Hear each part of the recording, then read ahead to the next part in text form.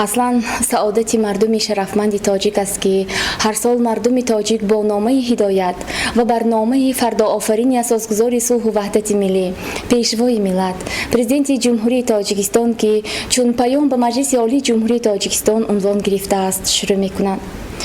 به تعبیر دیگر این پیام ها تنها مربوط به مجلس عالی جمهوری تاجیکستان نبوده بلکه در برابر شارح برنامه های مهم سیاستی داخلی و خارجی مملکت بودن نامه راهنمای مردم کشور به سوی انجام کارنامه های سازنده و رسیدن به هدف‌های نجیب تامین زندگانی شایسته خود آن به شمار می رود. برداشت من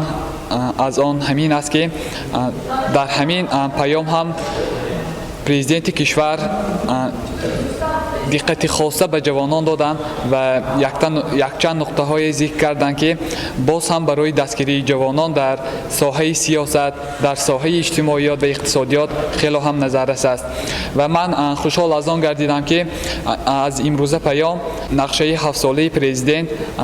پورا اجرا شد. پیام سروری کشور همه ساله چون خودنما و راهنمای مردم سربلندی تاجیک به تاریخ همچون حجت مهمی اهمیتی استراتژی داشته که به تامین رشد استوار کشور مساعدت میکنند. در اساس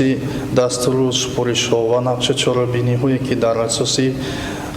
ملاقات پیشوای ملت از سنه 10 مای که در شهر دوشنبه با کارمندان ساحه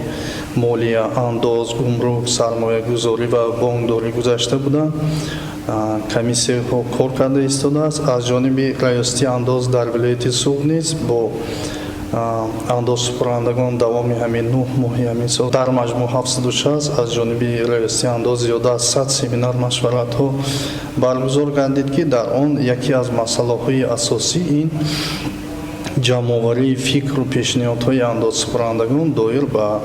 کودکس نوی انداز جمهوری تاجیکستان می باشد. خرسند از آن هستم که به ساحه معارف مثل هر وقت مثل پیام های دیگر دقتی مخصوص داده شده است. اینچنین قید کرده شد که همین آزمون تاجیکستان وطنی عزیز من زیر سرپرستی خود سروری دولت هر سال برپا کرده شود که این اقدام خیلی نجیب است. دوام پیام گذشته تا با پیامی که ما انتظار آن بودیم و امروز شاهدی آن گشتیم، ما شاهد انجام صدها تدبیرهای سازندگی در سراسر تاجیکستان عزیز گردیدیم که بنیاد سلسله مجمع و کاخهای فرهنگی، مؤسسه های معرفتی و دیگر انشاءات تجدید و ترمیم مقبره و مزارات مبارک بزرگان علم و معارف و ادبیات و امثال این محسوب می شود که همگی به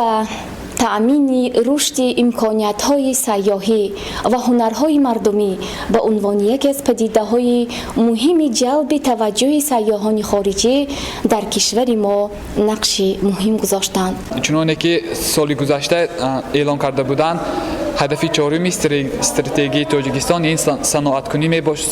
می باشد و مخصوص برای باسم ترغیب و تشویق و دقت خاصه به دقت خارجیان را جلب کردن به این ساحه از جانب پیشوای ملت سپارش داده شد که سامانه های اینترنتی تشکیل داده شود که صنعت تاجیکستان را و مال‌های تاجیکستان را به جهانیان معرفی کند. بهر تطبیق پیام پرزیدنت جمهوری تاجیکستان ما کارمندان پیوسته کوشش به خرج داده اوید به عملی گردیدن نشاندادهای سروری دولت دانش و ملکه‌های خود را روانه می‌سازیم. این حال زیاده از 83% شماره شخصان حقوقی و صاحبکاران انفرادی در اساس شهادتنامه فعالیت کنند به استثنای خواجگی دهقانی و پیشنهاد اعلامیه‌های انداز در شکل الکترونیک گذرانده شدند. هر یک بند پیام برای ما یک نقشه دورنما است برای پیشبرد حیات زندگی و حیات جامعه می باشد. راستی پیشوای ملت از